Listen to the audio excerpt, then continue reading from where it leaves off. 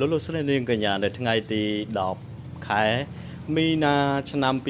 2026 Master Chef ដែលប្រឡងជាប់នៅទូរទស្សន៍ដល់ល្បីមួយឥឡូវបានមកធ្វើម្ហូបផ្ទាល់នៅក្នុងភូមិត្រពាំងចសា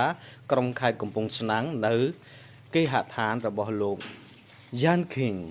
បាទអញ្ចឹងយើងមើលទស្សនវិជ្ជាដែលគាត់កំពុងតែមើលគឺលក្ខណៈ professional តែម្ដងគឺលក្ខណៈដែលគាត់រុំសក់រុំអីរុំដៃអីគឺបែបគឺថាមើលទៅគួរឲ្យតាក់ទាញគួរឲ្យជាចុងភៅដែលលំដាប់ពិភពលោកតែម្ដងបាទហើយឮថាមន់ហ្នឹងបេះទៅធ្លាក់ដីប្រហែលហ្នឹងមិញម្ដងហើយបើមានអារម្មណ៍យ៉ាងណាដែរក្នុងហ្នឹងនឹងធ្វើម្ហូបអីបាទស្ពៃមន់ខ្មៅស្ពៃមន់ខ្មៅគេធ្វើយ៉ាងម៉េចខ្លះជួយប្រាប់ពីរបៀបធ្វើផងបានទេបាទធ្វើក្នុងជាមើលសាច់អូអញ្ចឹងអ្នកម្ដាយក្នុងការបើក្នុងការធ្វើទេគ្រាន់តែជួយគាត់បេះសាច់បេះអីប៉ុណ្ណោះឯងណាបាទអញ្ចឹងជាចុងក្រោយមានពាក្យពេចន៍អ្វីដែលផ្ដាំផ្ញើទៅទស្សនិកជនដែលកំពុងទស្សនានេះបាទរៀនធ្វើញ៉ាំខ្លួនឯងទៅហ៎